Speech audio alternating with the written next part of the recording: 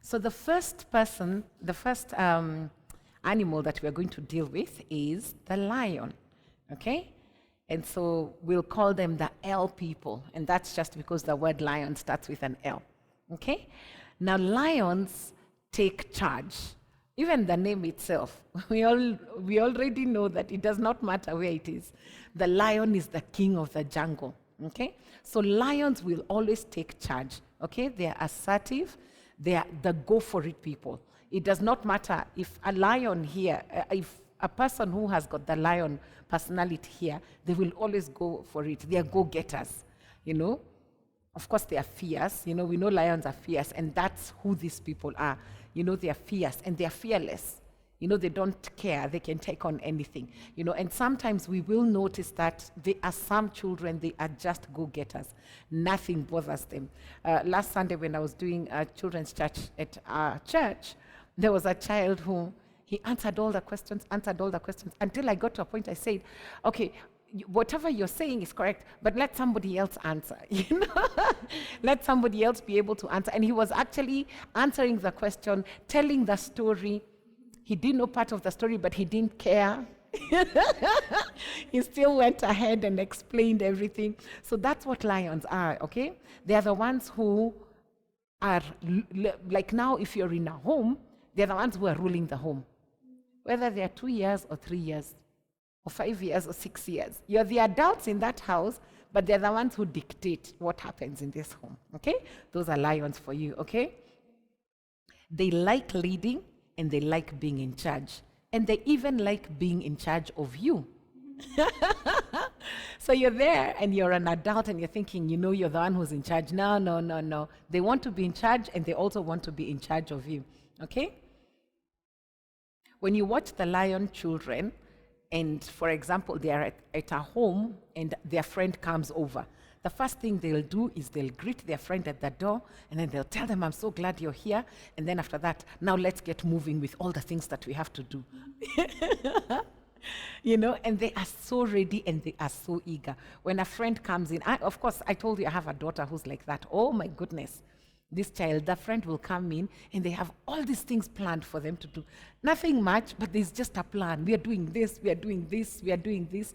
You know, things you're like, what? You're doing what? I mean, you're wondering how you're going to be able to do this. But that's who they are, you know, and they are go-getters and they want to plan everything, okay? The other thing that you'll realize is that these children, like I said, they're going to lead you and they want to boss everything. Okay, they actually want to boss everything, or they think that they are the boss of everything, you know, okay?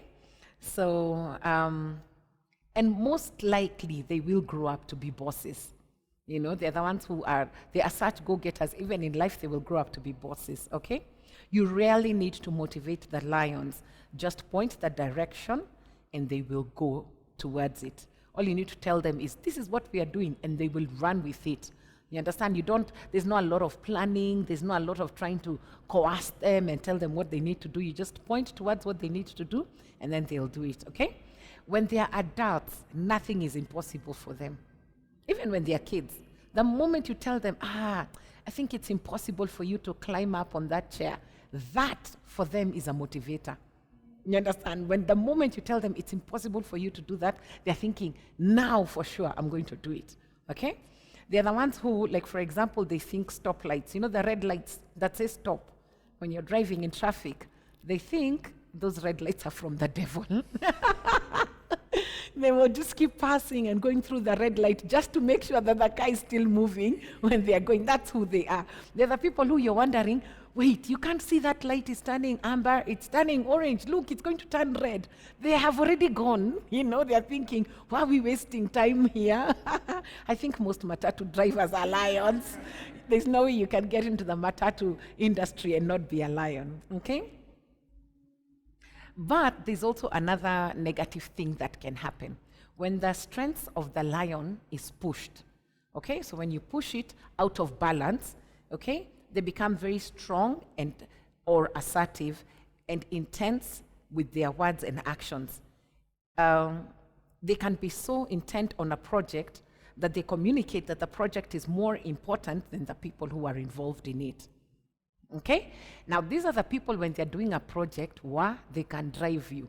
And for them, you think that arranging those chairs in a straight line is more important, than any other thing, because they've been told, especially when they're given instructions. Okay, so this is a lion. This is the person who's just very aggressive and all that. And then you give them instructions and you tell them they need to do this, and you're their boss. They will do that thing to the latter with everything within them. Okay, and sometimes if you're working under them, you almost want to ask, Kwani, what is this? These things, will they take us to heaven? Because for them, they push, and they forget about being human. They are so determined that sometimes they forget about being human. They want things done so well that they forget that there's that human aspect of it. But that's just when it's pushed and it goes out of balance. Okay? But when the lion's strengths are put in balance with love, loving sensitivity, they make wonderful leaders, great friends, and some of the best parents that there is. Okay? So let me share with you some pointers on how you can train them spiritually. Okay? So how you can train them spiritually is let them lead. You understand? They're the ones who you will make a prefect in your class. They're the ones who you will allow them to be your helpers. Those children who, can I help you do this? Can I help you do this? Just give them places and positions of leadership. Because the moment you give them places and positions of leadership, they will be able to thrive when you do that, okay? So let them lead. Let them have a say in things, how things are done. Let them help and in everything that you're doing. If there's a program that you're developing, if you want to say this is what we're doing, allow them to be the one who will give their input and their help, okay? When you're teaching them the Bible, when you have to teach them the Bible, if you find that you have a person who's a lion, okay? The Bible stories that you can use is Moses, David, all those people who are leaders. If you tell them the story about, especially Moses, the way he did it, he picked up his staff, he parted the Red Sea, or you tell them about David and, his sling and the way he threw the stone and he killed the giant, they're like, I want to be like that person. So those are the Bible stories that you can just use just to encourage them. Bible stories of people who are leaders, okay? So when you're explaining salvation to them, okay, if this is a lion and you're trying to explain salvation, explain God's one big story. The way we know the Bible, from the beginning, God wanted to redeem the world. He knew the world would fall. So the one Bible story, you just need to tell them, okay, his purpose and his plan. Lay it out for them from Adam and Eve to Jesus, his death, his resurrections, and eventually his return. Okay? They want to get the whole picture. For them, there are some people, if you give them the whole picture, they get confused. Okay? But for them, they want the whole picture. Ati, what happened? And then what happened? And then what happened? And then what happened, children? They want you, most of the time when you finish your class, when you're teaching, they keep wondering, why are you not telling us what happened? Then you're like, time is gone. They're like, no, you can still tell me. They linger around the class just to hear you talk. And they're thinking, just tell me the end, You almost have to tell them, it's okay, you have to get the end, and, the next time. There are those people who, the way you watch a movie and then it says to be continued. They do not like that part. They're the ones who get a book, they want to read the end, and then they can read huku katikati later. Okay? So this is a tip. Their faith is a purpose. Okay? Give their faith a purpose. Okay? So give their faith in God a purpose. They need to understand the goal and have something to strive for. Get them involved in helping, leading, and teaching others, even their siblings, okay? They love to do this. If you give them responsibility, they are the best people ever, okay? So those are the lions, okay? Now let's talk about the otters, okay? You remember the otter? Tell me about the otter. An otter? It's a happy-go-lucky. Yes, an otter is a happy-go-lucky. Who ever Googled about the otter? Did you Google? Did you see pictures of videos of otters in the water? Yes. They play. They're in the water, but they play. They have fun. They eat their food lying on their backs, kicking their feet, rolling over. It's like they're having fun. Have you ever seen those people who eat their peanuts when they throw them in the air? That's how they are.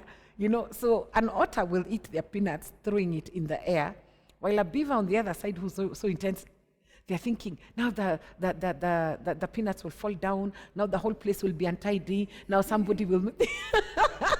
The other one is thinking, what? See what I can do. They start throwing them up. While the other one is freaking out and thinking, so what are you going to drop? You're looking up. You can see all the other snacks on the table you're going to drop. So that's the difference. They just love having fun, okay? If this is you, you are a party waiting to happen. Okay? Otters love having fun. If you have ever seen a real otter, you will notice how playful they are. They eat while floating on their backs, and they are extremely social. And they also sleep a lot. So mostly the reason why they sleep a lot is so that they can rest, so that they can wake up and eat again and play again. So their agenda for life, let's play, let's play, let's play. I'm telling you, my child is a real otter. Every time I read this, I'm like, ooh-wee, yes, so this is who you are. Imagine. And then I guess what happens is because after you become an adult, you kind of like change. Yeah, we are always a party wanting to happen. On Tuesday, we had gone to Brackenhurst, okay, because we were trying to have a pastor's retreat. So on Tuesday, we got to Brackenhurst a little bit late, okay, and then still we are planning. So on Wednesday, we started, we had Brackenhurst.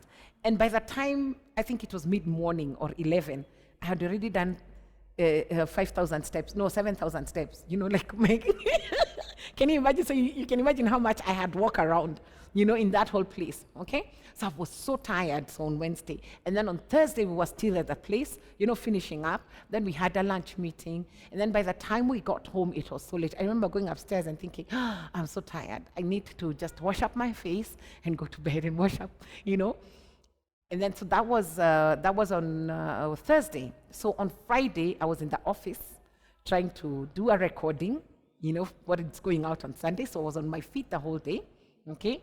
And then after that, after doing that whole recording and getting it done on Saturday, I was at a wedding. And weddings, you dance and you sing and you walk from one end to the other, and it was in a field, so I was very tired. So on Sunday morning, by the time I was waking up, I was completely tired. By the time Sunday service was done, both the services, so in the first service, it was so exciting. I jumped. You forget you're tired. You really do. I jumped and I danced and I was so excited. And then after that, with the second service, that's when we had more children. So I went and I did children's church ministry and I was done.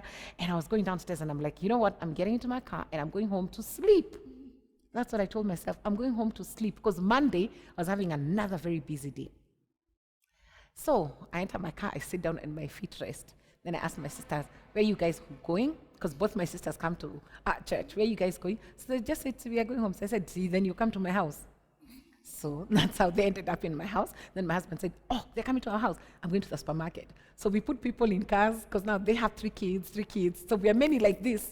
By the time we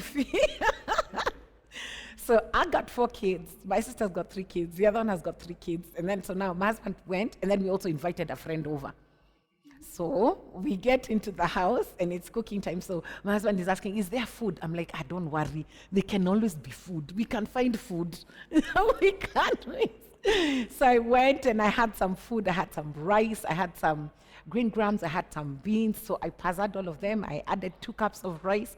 That time my husband came in with the meat. It's not changed. The same way with the suit, ndio huyo na nyama, kuku, papa, he cutted them. We put them on another grill. We made food. People ate. We had so much fun. Remember, I was tired from Friday. I was coming home to enter bed. So after we finished, grilling and all that, I was so tired. I remember sitting on the chair and thinking, oh my goodness, there are utensils in the sink. I need to wash them, but I also need to sit. Now remember at 6 o'clock, we were having another appointment with another couple. Okay, so I sat there and then I thought, oh my goodness, I can't sit. Then whatever I was wearing, I'm like, I'll feel cold because now the weather changed. So I went upstairs and I changed and then I came down. I was like, the utensils. So I started washing.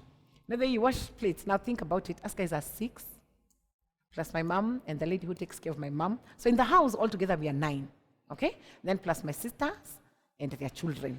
So we were full house. So the plates were many. So I remember washing, putting things in container, throwing them in the fridge, and I was washing, and then my husband is like, we are getting late, 20. So I've changed, I've come, I've washed it, and then I met people until 9:30. Remember, I was coming home to sleep. But anyway, I blacked out, and the next day, I was in the office at 9 o'clock doing more recording. So, yes, I am an otter. So I have a child who's exactly, you see, Pastor, I'm giving examples of children, not adults. But we all know where she gets it from. You know, we all know where. Let me tell you, I don't ever have a problem. Like, you tell me, can I come to your house? Like, nothing, we never planned. I'm like, it's okay, come. I have standby mattresses. We know how to put mattresses. We live on Mombasa Road, so there are many mosquitoes. So we know how to put mattresses in the sitting room, where to tie canvas, where to put the nets. So we'll sleep, but before we sleep, it's 3 a.m. So otters are very fun-loving people. And the thing is, they can be mistaken. If you're not an otter, I remember this child of mine who was happy-go-lucky. We go to school to collect her report, and she's passed. It's out of 500, she's gotten 400 and something. I mean, we don't care what it was, but she's gotten 400 and something. And then the teacher tells us, now, this girl can do better if she just stopped playing and laughing around as much as she does. I'm like, what? What are you talking about? Who cares about doing that? Because I know her. You know, there's no way that she can do better if she stopped playing around. I'm like thinking, do better where? She's already doing better in life. If she's not in our lives, how can we laugh? What are you saying, do better? There's only laughing in life that makes... So yes, if they're together with people who are not fun-loving, they can irritate them. Okay? But let me tell you a little bit more facts about otters, okay? They are fun-loving. They know people who know people who know people who know people who know people. Okay? They just don't know anybody by name. You know, I know somebody, a friend of mine who's like, and she knows, but they don't know them by name. Okay? We also know adults who are like that. And in spite of not remembering everyone's names, they are everyone's best friend. They are everyone's best friend. Okay? So they have a friend whom they met at the elevator. They have a friend who does the tea for I don't know what floor. They have a friend who cleans to do what floor. They have a friend, they know the watchman by name. You know, they don't know them by name, but they know them by faces. They know what. It's crazy because we live somewhere on Mombasa Road, but we go to South Beach Shopping Center a lot. Okay? So South Beach Shopping Center, my son keeps asking me, how do you know all those people? I'm like, I don't know, but I know them. Because that's the place I'll go and do my photocopies. I'll go get my hair done.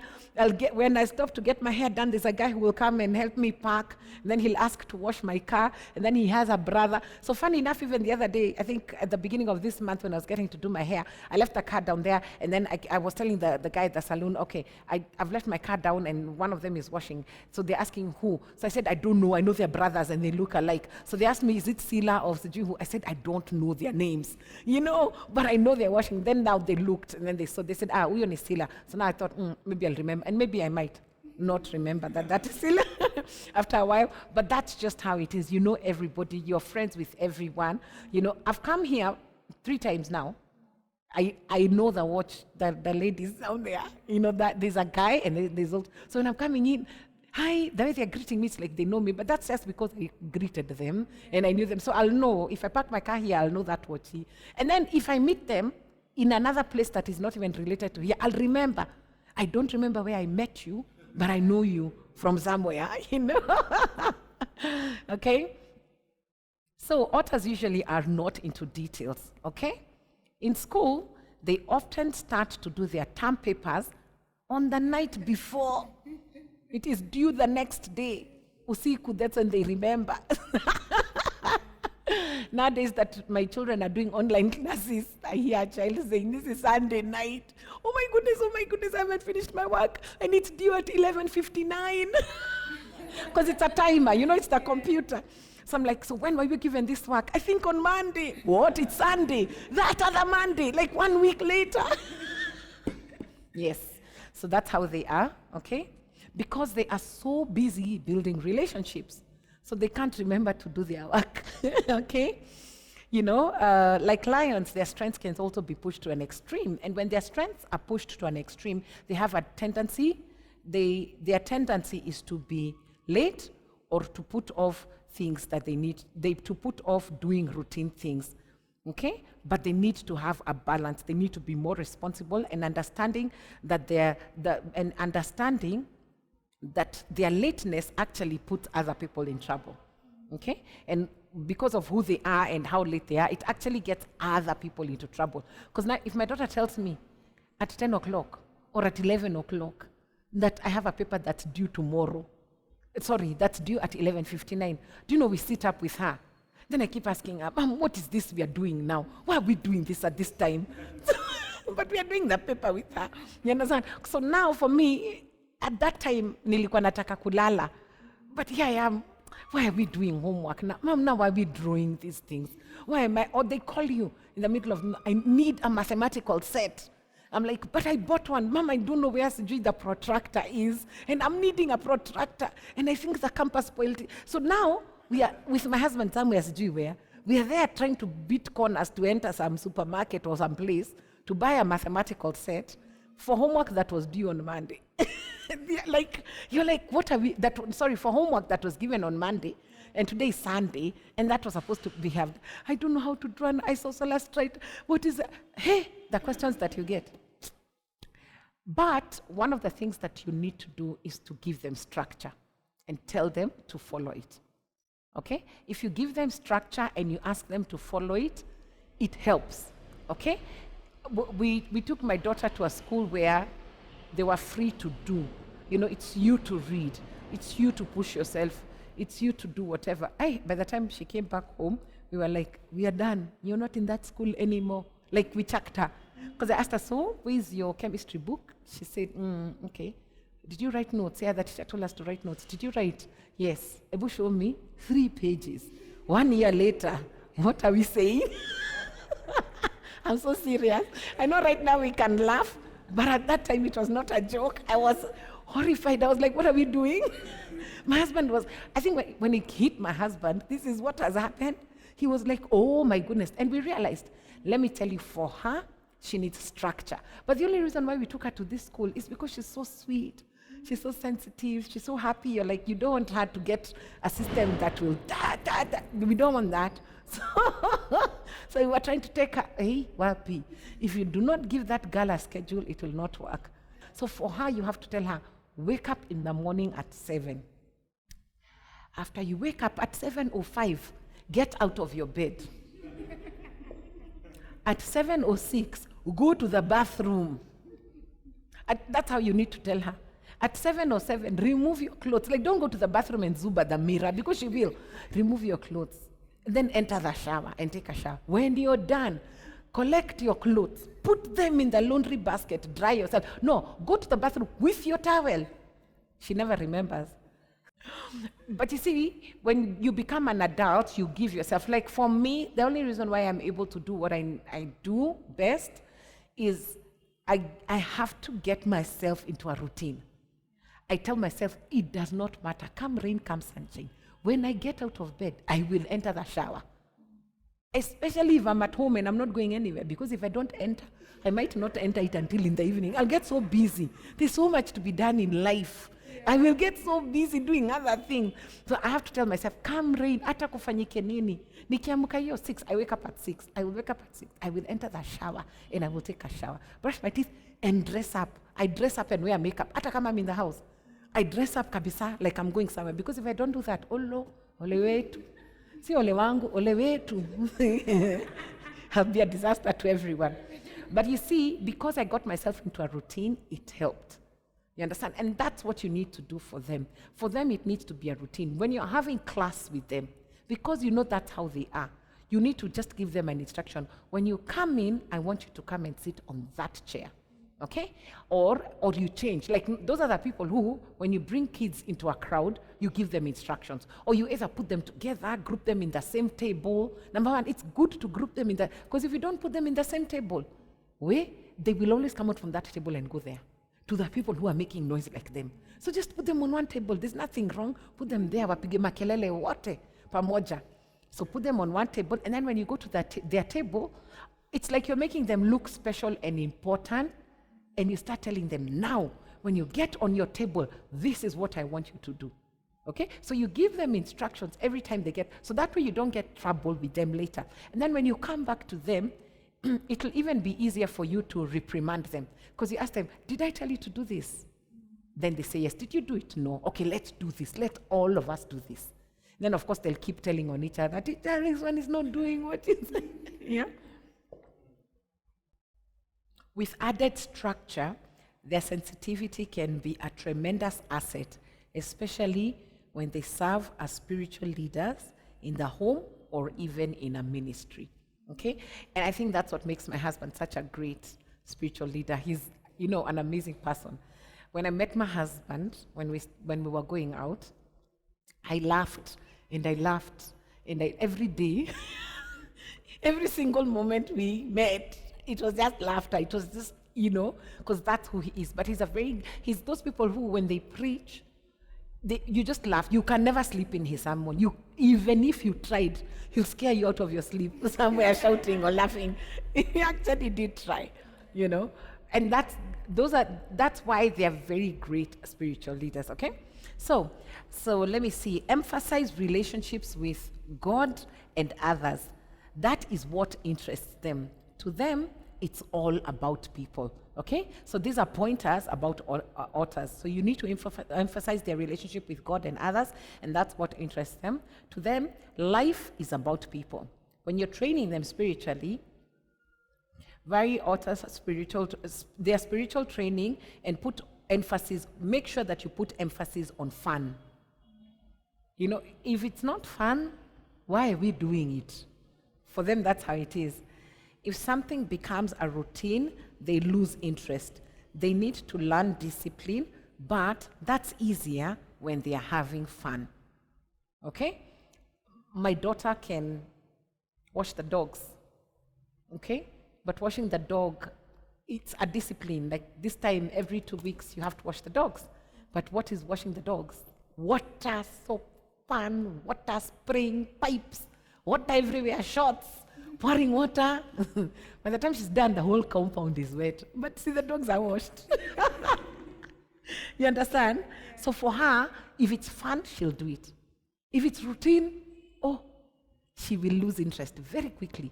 So that's what you need to pick up. Even with kids, if it's not fun. And that's why sometimes when you're learning things, you have to learn things that are fun. My daughter she will paint. Even when she was a child, if you say we are painting, for her it's not painting to make sure everything is neat. Let's paint. My whole hand is in paint. I can put paint here. There's t-shirt that never became the same when it was painting time. They got paint and they think it's the most beautiful t-shirt ever. Imagine, it was a white t-shirt. It got splashes they splashed, the t-shirt got, plus their hair and their faces and other things. But to them, it was a lot of fun. And really, when you look at that t-shirt, it's really nice. You understand? So when they're having fun, life is great, okay? So most of the Bible stories that they love are the ones that deal with relationship. Esther is one of them, the story of Peter, King Joash. When it has to do with relationship, they will hear, they will understand, and they will love it. Okay? When you're explaining salvation, explain God's desire for relationship, his love for people, and his desire to save everyone. Okay? Make sure you plug the authors into a good social structure and make their faith fun. Okay? If you have a pastor who is not an author, it will all be teaching, evangelism, like this. But if you have a pastor who's fun, he always looks for things that bring fun. You understand? But that's when you need the whole, the whole fivefold ministry, because different aspects can be able to come in. Okay? So then now let's talk about the golden retriever. Okay? Who knows something about the golden retriever? Loyal. That's the thing that you will remember about the golden retriever. It is loyal. You know that person who they got a friend when they were in nursery, and they still have that friend until today. There are people who are like that. They are just loyal. They will stick to you. Come rain, come sunshine, they will always stick to you. The other thing about golden retrievers, like now, for example, if they find somebody who's selling things for money. They're trying to raise money for something, and they're selling like, we have somebody who makes bracelets in church. They just come and you're selling, and you want to raise money for what? I'll buy all of them. Calculate for me how much all of them will cost. I'm buying all of them. So they buy all of them, and then they're able to distribute to other people. But they are so loyal. They want everything to work for you. They want everything to work for you correctly. They will be there for you. They will stand with you. They are so loyal, they will always stand with you. It doesn't matter where you are. They're the ones who will come, clean your house, cook for you. If you ever go through a hard time, come clean your house. And always come, like every day. They can come every day. If they don't have anything to do, and even when they have work, they can come from work and still come to your house and keep you. They are that loyal, okay? They care about individuals, and they want everyone to feel included, okay? They are adaptable and willing to go with the flow, okay? Even though they don't agree with it, they will always be willing to go with the flow. While the lions often challenge the status quo and suffer the consequences, golden retrievers watch others make mistakes and avoid them, thus avoiding the pain, okay?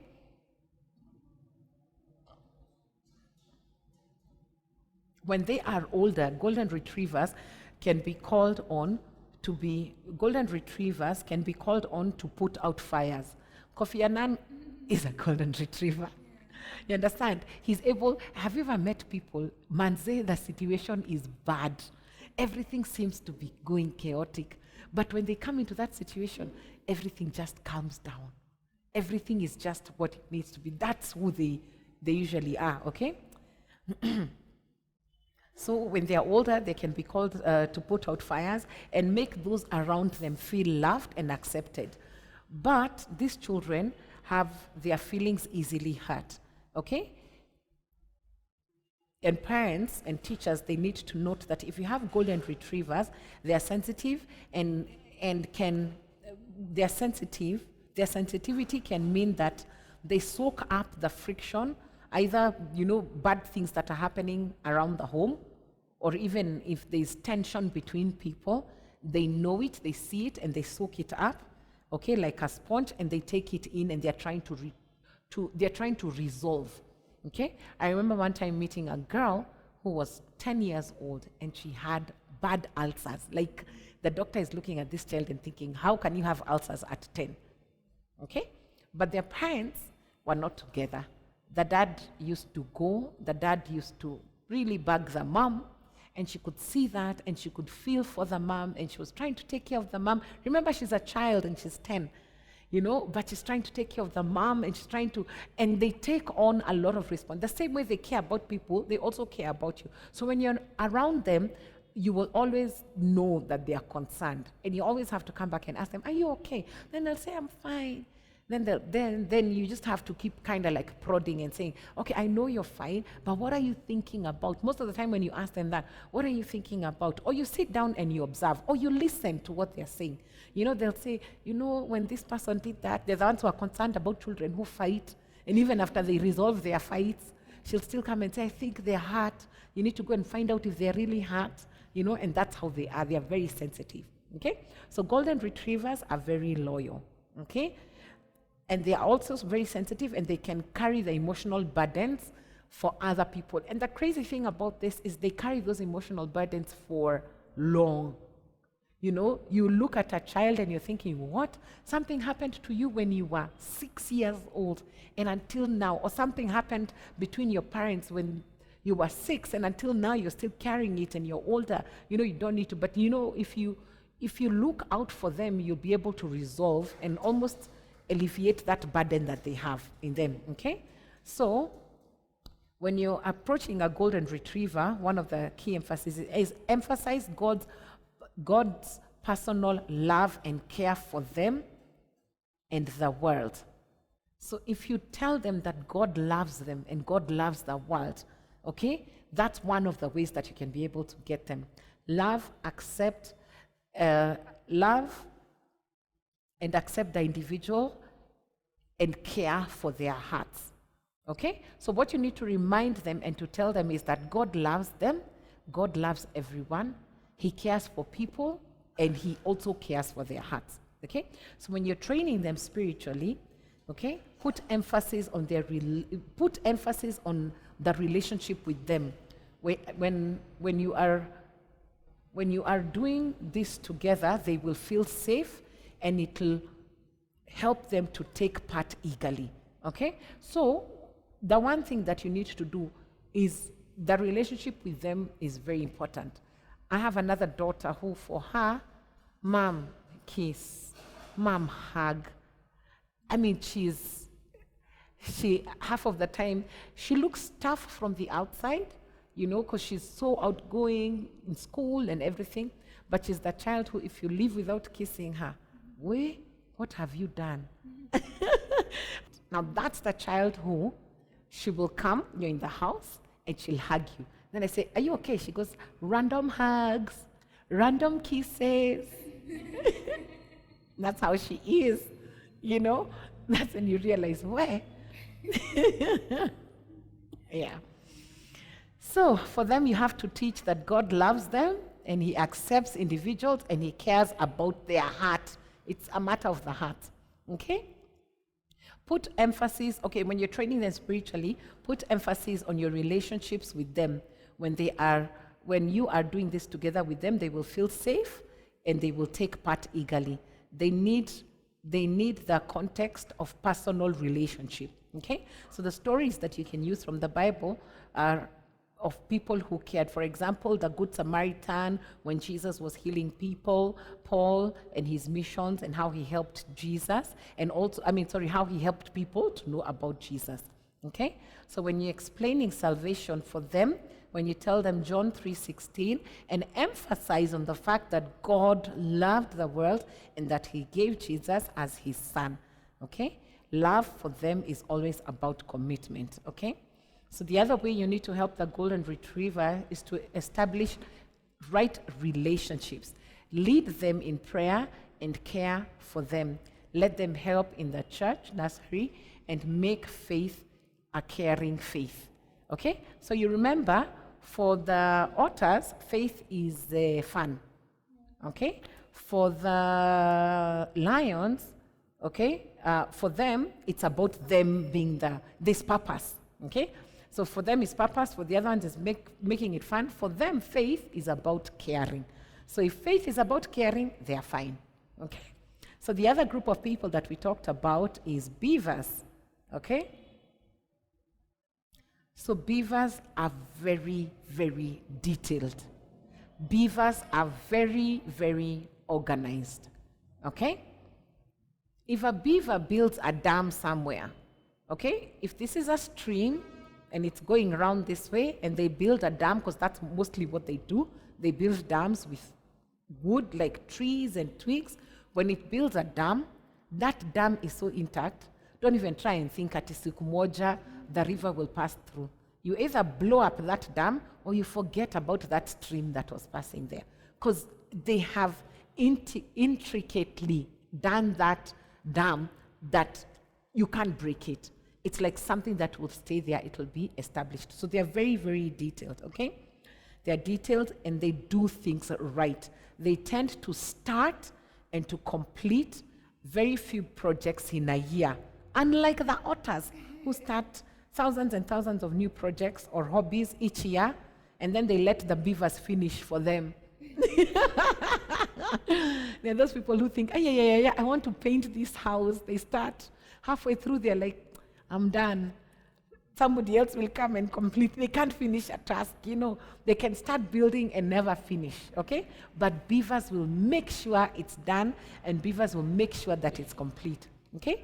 Beavers are wonderful to have when you're having a Christmas party or any party if you're having a party for that matter, okay? They are the ones who will make sure that they remember to bring the food. Unlike the otters, they'll have the party, and then later when they're in there, they're saying, do we have food? So we are here, we are partying, and then they're like, we are hungry. Do we? Okay? They always have a list of the things that they need to do. Wedding organizers are beavers. There's no way you can be a wedding planner or a wedding organizer if you're not a beaver. Okay? Something else that's important is that something else that a list is always important to the beavers, okay? And if you talk long enough, they will begin to clean up. Like now, for example, if you have if you have a party, beavers, they will never, after a while, you guys are beating stories over there. Those stories are not important. For otters, they're important. Let's hang, let's beat stories. They'll start playing games and do all these things. But for beavers, they'll just sneak out and start cleaning up. They'll wash utensils, they'll clean up. There are those people who come to your house and they can clean your house thoroughly. Yes, that's how they are. Okay? Beavers have a way of mentally filing things, you know, so that they can always find them. Okay? This inner filing system includes details and experiences that they've had. Like they somewhere in, it's like, you know the way you go to a filing system? It's a file, it's written, it's got a name, like all these details. The way you go to a drawer and it's got all these files, yes. So in their brain, that's how they have this mental filing system. And they're able to remember everything, and they're able to remember to bring everything. They're able to remember a lot of things and a lot of details, okay? This inner filing system includes details and experiences that they've had. For example, they remember what you said precisely a year ago and what you were wearing at that time. Okay? Now, funny enough, I am an otter, but I'm also, in a sense, I am a beaver. That's the craziest thing, because you're usually not one of those personalities. You're not one. You have one and you also have the other. And depending on the different combination, it works. I remember things, and I tell my husband, baby, remember that lady who was wearing this dress and all that? He's like, what? How am I supposed to remember? You don't remember she was wearing such a bright yellow dress? I will remember your pink shirt. And I remember the day and the pink shirt and what you were. So now those details, I mean, like I remember and I'm shocked. And he's thinking, people naturally don't do that. I'm like, what do you mean? How can you not even see that? Or okay? They are very good at analyzing, and they are very good at analyzing and also taking things apart. Okay? But their strengths, if pushed to the extreme, they can also be negative. So the same way they are able to analyze, and the same way they are able to put things apart, ukiwakosea, they will analyze you and put you apart one bit at a time. They'll say your makosa and another one, and they will see all your faults and the thing is this, because they are so detailed and they know everything, they're able to say your faults one by one by one by one. When they are done, you're like, hey, kweli, nimekwisha mimi, amasina, I'm completely finished. Yeah. Okay? So, but their strengths can be pushed, and they're able to take people apart as well. There's no critic like a beaver, okay? And that includes on how they view, and that also includes on how they view themselves. They have set up very high standards for themselves, which is also very difficult for them to reach them and even to reach their goals. Overall, however, beavers are wonderful to have, you know, either in your classroom or even in your family or even in your team. They follow through and are predictable and make lasting contribution. Okay? If you know a beaver, you know for sure. If I tell them to come with 15 whatever, they will come with 15. Hakuna mtu atakosa. I mean, you won't miss out. If it's a beaver who organized your party, everything will be the way it needs to be. They even take care of the extras. They say there are 15 people. You have told me there are 15 people who are going to come, but if 2 or 3 people decide to come with their friends, this will happen. So they have the extras, you know, so that atakama their friend will come, they'll always have that extra and all that, yeah? Okay? So that's all I thought we finished all the animals. We've done beavers, let me talk about when you're talking to beavers and how you need to approach them, okay? Emphasize the truth and right, okay? When you're talking to them, you have to tell them the truth and what is right, okay? Be very careful not to talk about the wrong. I don't know if you get that, because if you talk about the wrong, you know, it will almost bring up their negative side. So when you're telling them the truth, just tell them the absolute truth. all the time, always tell them the truth, okay? And you will be able to grab their attention. When you're training them spiritually, be consistent and predictable. This is the complete opposite of otters. You need to be consistent and predictable. They like to know what is coming and when it is coming. This provides them safety and security. Okay? Use Bible stories where the principles are foremost and the right and the wrong ways of doing things. Okay? To contrast, such as Adam and Eve, or the Pharisees and the tax collectors. For them, it's about right and wrong. You did wrong, you got punished. And that's okay. That's the way it needs to be.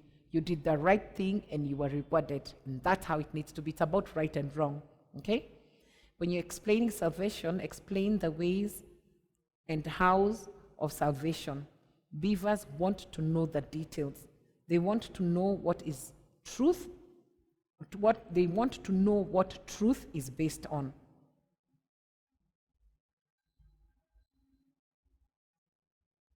Find specific answers to their questions. Okay? If you have a beaver around, you will have to explore apologetics, reasons and proofs for beliefs and doctrines. For them, just don't tell them, God said, how did he say it? Why did, you have to go through the apologetics on their behalf so you can explain to them if they're children. Of course, when they get older, you will realize that that's the tendency or that's the direction that they actually go. Okay? Has that helped a little bit on explaining all those personalities? Most of the time, people are they're not just one. They're a mixture of two. So that means it's not too highly off there. Okay? Because like for me, I can be very detailed. I can write. I can tell you. I can remember. It shocks me. Before I was older, I used to think, why? What is wrong with people that they can't remember things like that? I mean, why are you pretending that you can't remember? It was so clear. Of course, then when you get older, you read more things, you realize, clearly, it's just that that's how you are and that's how your personality is. Okay? So let me see if I'm going to start this. What time am I supposed to end?